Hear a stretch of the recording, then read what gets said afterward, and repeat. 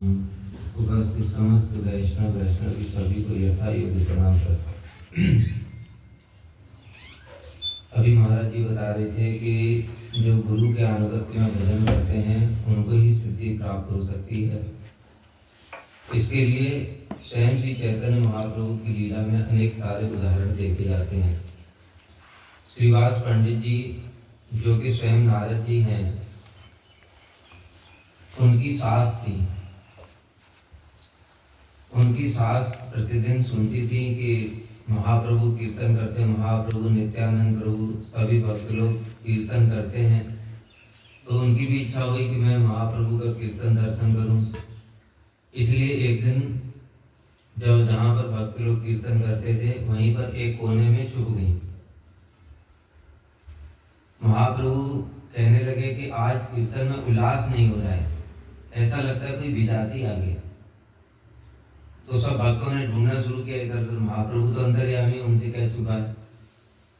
इसलिए सब लोग भक्त लोग ढूंढने लगे। ढूंढते ढूंढते देखा श्रीवास जी ने कि एक कोने में उनकी सास छिपी हुई, उनका बाल पकड़ करके और सीधे बाहर करके, और प्रभु से क्षमा मांगने लगे। प्रभु मैं क्षमा चाहता हूँ, मेरी वजह से आपके कीर्तन में विघ्न हुआ।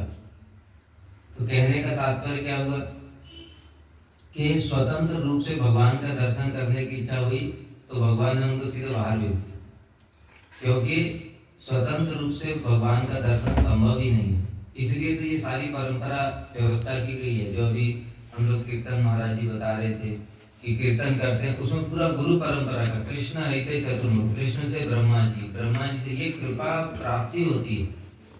हमने ये बात प्रैक्टिकल जीवन में भी देखी है। क्या होता है कि कई सारे कुल देवता होते हैं, देवी देवताओं को मंत्र सिद्ध करना बड़ा मुश्किल काम होता है। लेकिन कई सारे जो कुल देवता होते हैं वो उनके कुल में जो भी आते हैं ना, उनकी बड़ी सहायता करके चले जाते हैं। हमने अपने आंखों से जीवन में घटनाएं देखी है। क्यों? वो परंपरा में उनकी सेवा चल रही है। तो जो उनके परंपरा में जो भी आया व्यक्ति, उसको भले उसने भी भजन पूजन कुछ भी नहीं किया, वो देवी देवता, फिर भी उस देवी देवता सहायता करके चले जाते हैं। और स्वतंत्र रूप से अगर उन देवी देवताओं को पुकारोगे तो बिल्कुल सुनेंगे ही नहीं। इसी प्रकार से हमारी परंपरा है, गुरु परंपरा, उसमें कृपा की प्राप्ति चल रही है। भगीरथ जी ने गंगा जी को अवतरण किया, तो पता है क्यों किया? क्योंकि पहले महाराज सागर ने तपस्या की, सागर के फिर पुत्रों ने तपस्या की, दिलीप और अंशुमान, इन सब ने तपस्या की। तब जाकर के वो सारी तपस्या का फल भी भगीरथ जी को प्राप्त हुआ है। तब जाकर के उनकी तपस्या सिद्ध हुई है। तो इसी प्रकार से जो हमारा भक्ति जगत है, भक्ति जगत में भी गुरु परंपरा का बड़ा महत्व। वो गुरु परंपरा से कृपा प्राप्त हो रही है और वो बहुत जल्दी सिद्ध हो जाती है।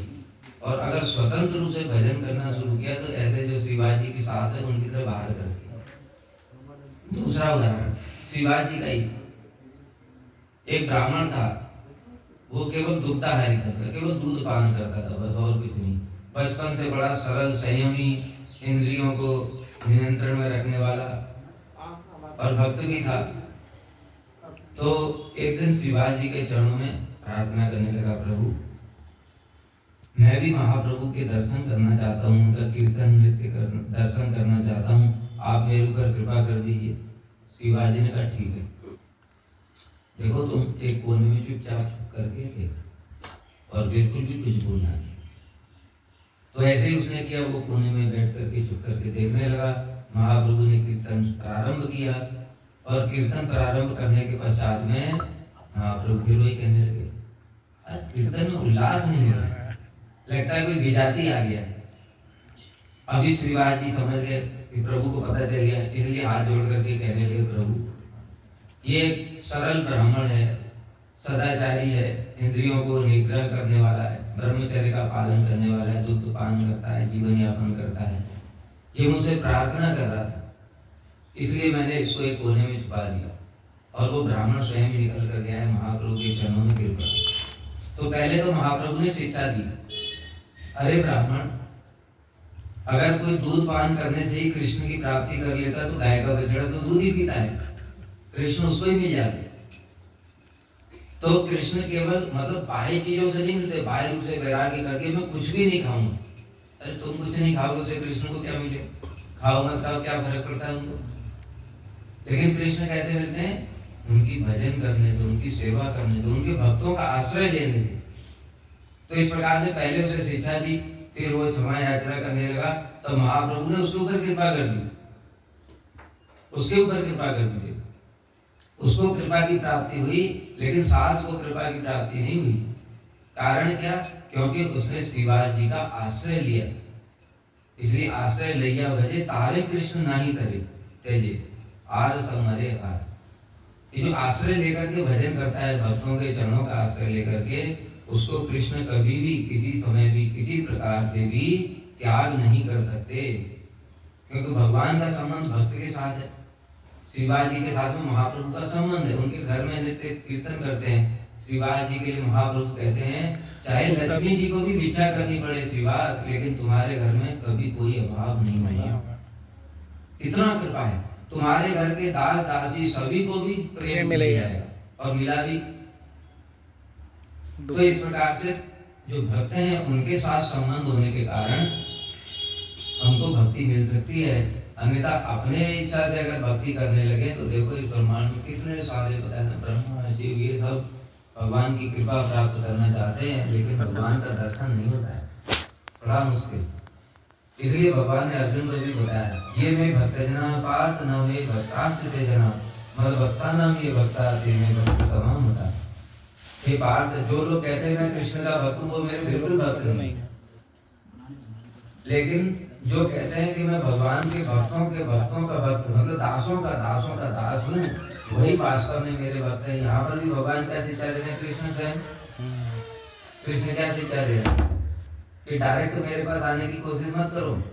इस जगत में भी ऐसा होता है, देखो बहुत सारे लोग इन सब बातों में उतर शुरू कर, इस जगत में भी ऐसा होता है। कोई प्राइम मिनिस्टर है, उससे तुमको मिलना है, डायरेक्ट जाकर के मिल करके दिखाओ। लेकिन कोई उनका पीए है या उनका कोई संबंधी है, उसके पास में चले जाओ, उनको थोड़ा एक बार मिलवाएगा कि नहीं, मिलवाते तो बड़ी आसानी से। तो इस जगत में भी यही देखा जाता है। इसीलिए देखो वो कृष्ण ने जो उपदेश प्रदान किया, महाप्रभु ने स्वयं ही उसको आचरण भी करके दिखाया। महाप्रभु ने अपना परिचय क्या दिया, ना हम विप्रो न नरपति ना वैश्यो न शूद्रो ना हम गणपति नो वनस्तो यतिर्वा किंतु प्रोद्यन निखिल परमानंद पूर्णामृताब्दे गोपीर भर्तुमो पद कमरियोर दास दासानुदास। यहाँ पर भी यही बताया कि हमारा परिचय क्या है। हमारा परिचय करने से जीवात्मा, हम न तो ब्राह्मण हैं, न क्षत्रिय हैं, न वैश्य हैं, न शूद्र हैं, न गृहस्थ हैं, न वानप्रस्थ हैं, न सन्यासी, कुछ भी नहीं है। क्योंकि तो शरीर के परिचय, शरीर जला दिया खत्म। इसलिए हमारा परिचय क्या है, किंतु प्रोद्यन निखिल परमानंद, जो अखिल आनंद की साक्षात प्रतिमूर्ति स्वयं कृष्ण है।